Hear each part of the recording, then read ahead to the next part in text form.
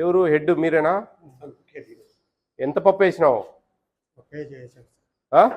270 మంది కిలోనా?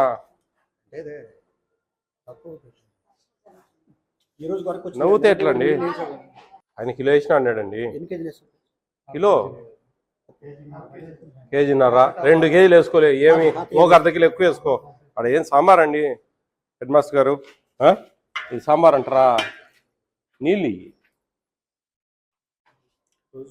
ఎవరండి ఈడ డిప్యూటీ ఎవరు? డిఓ చెప్పు, ఫోన్ చేయండి అమ్మా.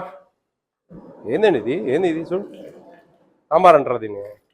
కిలో కదా, అర్ధ కిలో కూడా వేయలేదబ్బా. ఏం మాట్లాడతాడా? ఏం యాడుంది ఈడ? యాడుంది ఈడ? చూడు, ఏంది ఇది? మీరు ఏం చేస్తా ఉన్నారు? ₹8.57 ఇస్తున్నారండి.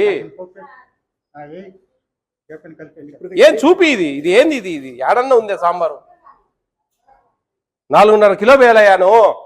డబ్బులు ఇవ్వడంలే ప్రభుత్వం, తీసుకుంటానాం కదా.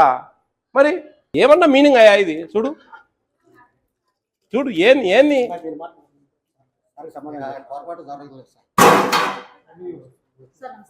అమ్మా ఏందమ్మా ఇది? చూడండి, ఇది సాంబారా?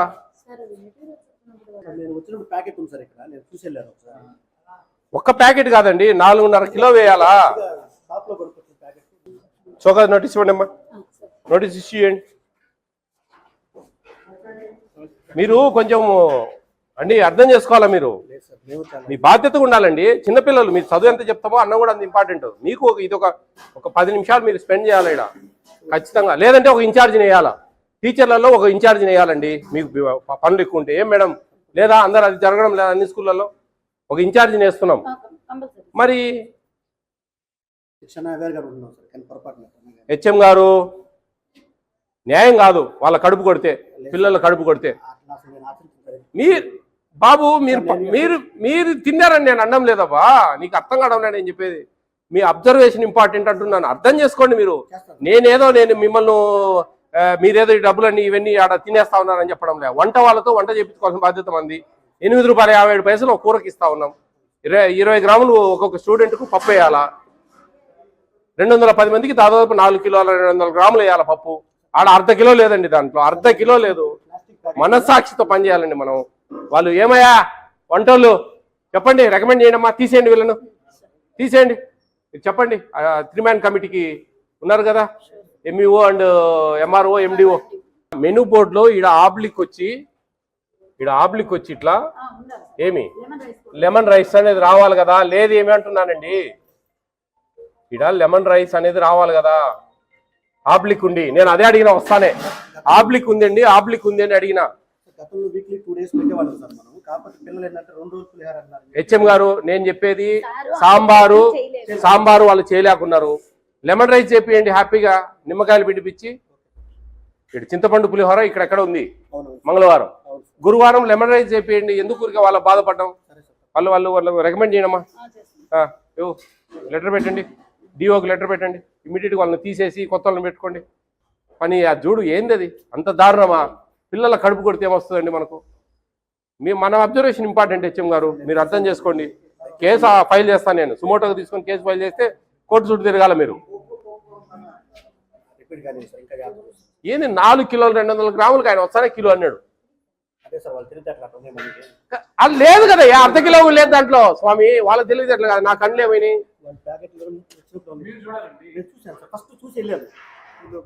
హెచ్ఎం గారు నేను చెప్పేది, మీరు ఒక ఇన్ఛార్జిని వేయండి. వాళ్ళు ఖచ్చితంగా పప్పు ఎంత వేస్తున్నారు, ఉడకబెడుతున్నారు లేదా ఒక అరగంట స్పెండ్ చేయాలా. అది ఎక్స్పెన్సివ్ కాబట్టి. ఇప్పుడు ఏమో పెద్ద ఏమొస్తుంది చెప్పు. ఇప్పుడు నేను చెప్పేది నీకు బాగా విను. నీకు ₹8.57 కూరలు చేసినందుకు ఇస్తా ఉంది ప్రభుత్వం. గుడ్లు ఇస్తా ఉన్నాం, బియ్యం ఇస్తా ఉన్నాం. ఏం అర్థమవుతా ఉందా? చిక్కీలు ఇస్తా ఉన్నాము, రాగి మాల్ట్ చేయడానికి బెల్లము ప్లస్ రాగి పిండి ఇస్తా ఉన్నాము. మీరు ఆ కూరలు ₹8.77 మీరు ₹5 కొంచెం మేనేజ్ చేసి చేయాలా. 20 గ్రాములు పప్పు వేయాలి ఒక స్టూడెంట్కు. 4 కిలోల 200 గ్రాములు వేయాలి మీరు. అడ నువ్వు కిలో అంటివి, అడ అర్ధ కిలో కూడా లేదు దాంట్లో. లేదు కదా, కనపడతా ఉంది కదా. నువ్వు నమస్కారం స్వామి, నువ్వు ఏమైనా చేసేటట్టున్నావు. నదిని పని చేసే పని కళ్ళు కనపడతాడయ్యా, పలసంగా ఉంది, నీళ్లు ఉంది, మిక్సీకి వేస్తే మాత్రం కనపడదా? ఎందుకు బీపీ లేపుతారయ్యా? నీళ్లు ఉంది, నేను చేతిలో పోసుకొని కాలేదు కూడా చేతిలో పోసుకొని చూసిన, అది నీళ్ళు ఉంది, మొత్తం నీళ్ళే. ఈరోజు ఇక్కడ ఈ హై స్కూల్కు మన చీరాలలో ఈ హై స్కూల్కి రావడం జరిగింది. దీంట్లో కూడా దాదాపు 210 మంది స్టూడెంట్స్కు రోజుకి 20 గ్రాములు ఉంటున్న కందిపప్పు 4 కిలోల 200 గ్రాములు వేయాల్సింది, ఒక అర్ధ కిలో కూడా లేదు దాంట్లో. అంత చాలా దారుణంగా చేస్తూ ఉన్నారు. ఇది చాలా క్షమించరాని నేరం. ఇది యాక్చువల్గా ఇది 3 మ్యాన్ కమిటీని పెట్టి ఖచ్చితంగా ఎంఆర్ఓ, ఎండిఓ, ఎంఈఓ 3 మ్యాన్ కమిటీని పెట్టి ఆ వంట వాళ్ళను ఏజెన్సీని తీసేసి కొత్త వాళ్ళని ఇమ్మని చెప్పి రికమెండ్ చేస్తూ ఉన్నాం. హెచ్ఎం గారు కూడా బాధ్యత వహించాలి దీనికి.